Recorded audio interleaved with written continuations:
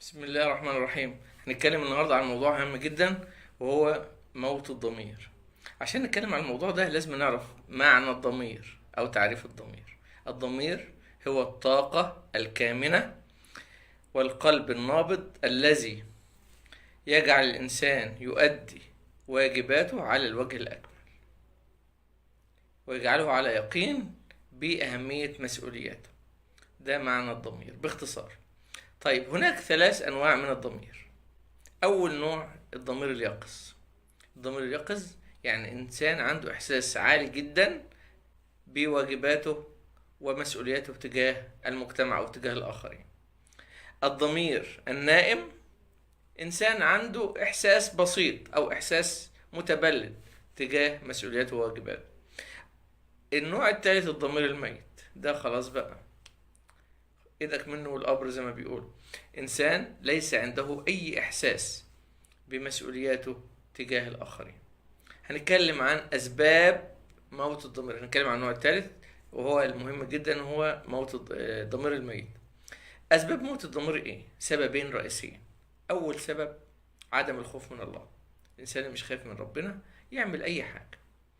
2، وساوس الشيطان. يبقى عندنا عدم الخوف من الله، وساوس الشيطان. مظاهر من موت الضمير: أي موظف بيؤدي أي عمل تجاه المواطنين أو تجاه المجتمع ولا يتقن هذا العمل أو لا يؤديه على الوجه الأكمل، يعني يعتبر يعاني من موت الضمير. يعني مثلا الموظف الذي لا يذهب إلى عمله، لا يؤدي واجبه، يطلب رشوة مقابل إتمام العمل، يهمل في أعمال حيوية تخص مصالح المواطنين وحياتهم، يعني يتلاعب بحياة الناس وبأقدار الناس يعني حاجات في أمور كده حيوية. هذا الإنسان ليس لديه ضمير يقظ أو عنده ضمير ميت. طيب، إزاي نوقظ الضمير؟ عاوزين نفوق الضمير ده. هل الضمير الميت خلاص انتهى، يعني ملوش هوبلس كيس، يعني حالة ميؤوس منها؟ لا. الضمير يأتي ممكن يعني يستيقظ بالتوعية والنصيحة والتخويف. تخوفه من ربنا، تخوفه وتعرفه يعني دوره تجاه مسؤولياته وتجاه الآخرين، وإن ده حاجة هيسأل عنها يوم القيامة. يبقى النصيحة والتوعية والتوجيه، دي أول حاجة. 2، العقوبات الرادعة. أحيانا الإنسان يعني مش خايف من ربنا، يبقى نعمل له ايه بقى عشان ننقذ ضميره؟ نراقبه باستمرار، نخوفه بالعقوبات المادية والقانونية، والإيقافات والحاجات ديت، والاستقطاعات والخصومات والحاجات ديت، والإيقاف عن العمل. كل ده ممكن يوقظ ضميره. مراقبة الشخص، يعني ميت الضمير باستمرار، يعني لازم أن يخضع للمراقبة، خاصة من الرؤساء، رؤساء العمل. يعني رؤساء العمل لابد أن يكون لهم دور مع هؤلاء الناس الذين يعانون من موت أو نوم الضمير. طيب، أضرار الضمير الميت. أضراره إيه؟ أولا الرشوة.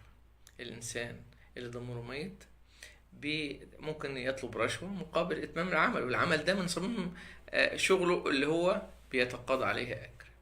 2، الأنانية. الإنسان اللي بيعاني من موت الضمير إنسان أناني، ما يهمه إلا نفسه. أهم حاجة يرتاح، مش مهم العمل يتم أو لا. أهم حاجة يفرح، أهم حاجة يكسب مهما حصل، يعني لا يعبأ ولا يهتم بالآخرين. 3، الإضرار بالآخرين. احنا قلنا الإضرار بالآخرين والخسارة. إنسان بيعمل في حاجة حيوية، في مرافق مثلا أو في أي حاجة، ممكن مثلا يعطل العمل، ممكن يفسد العمل، ممكن يعني فيه أعمال كده عاوزة إنسان يقظ وعنده ضمير، لأن ده خاصة بحياة الناس. فيجب أن يكون الإنسان يقظ الضمير دائما، ويضع أمامه حاجتين. يضع أمامه إن هو ممكن الشخص اللي بيضره دهوت ممكن يكون قريبه، ممكن يكون ابنه، ممكن يكون حد من أحبابه. يعني لو أنت حطيت نفسك في الموقف الشخص الآخر، يعني هتأدي دورك على الوجه الأكمل. نتمنى يعني أن توقظ الضمائر النائمة والميتة، وحتى يعيش الناس في أمان وسلام وسعادة. طبعا الضمير اليقظ هام جدا في تحقيق أهداف الفرد والمجتمع. بيجعل الإنسان يعني يحقق النجاح في عمله، والنجاح في عمله ده يعني له مردود كبير جدا على الفرد نفسه وعلى المجتمع.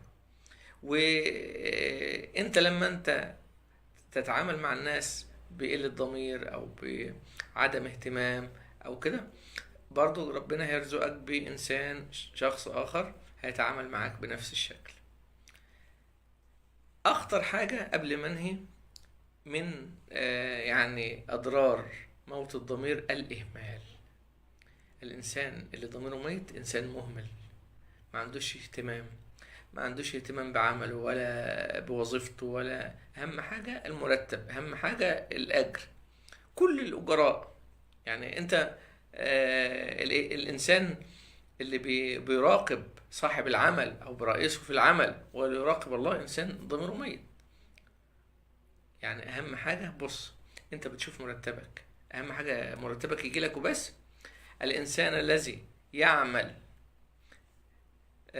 ويأخذ مرتبه يعمل عملا سيئا أو يعمل عمل غير كامل أو لا يؤدي دوره ويأخذ مرتبه، ده أكل أموال الناس بالباطل.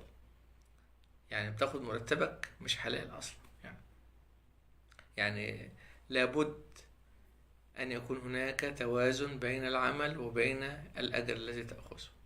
في أعمال مرتبطة بوقت، أنت حضرتك ممكن تروح متأخر أو تطلع من العمل بدري مبكر، يعني قبل الدوام، فكده تبقى أنت ما أديتش عملك على أكمل وجه. يبقى باختصار نلخص اللي احنا قلناه كله: الضمير الميت يجعلك تهمل في العمل ولا تؤديه على الوجه الأكمل. ده بيضرك انت شخصيا، لان بيخليك تاكل اموال الناس بالباطل، بيخليك تاكل اكل حرام. انت ما انتش مهتم اصلا هل ده حلال ولا حرام، ما تقولش على قد فلوسهم. انت طالما ارتضيت بالعمل خلاص بقى ده زي العقد. ربنا بيقول يا ايها الذين امنوا اوفوا بالعقود، وعقد العمل ده من اهم العقود.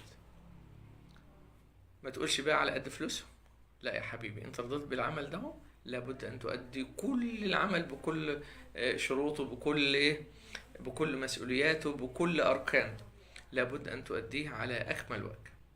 نتمنى ان تختفي هذه الظاهرة الخطيرة التي تؤدي احيانا الى تدمير الافراد والمجتمعات. والسلام عليكم ورحمة الله.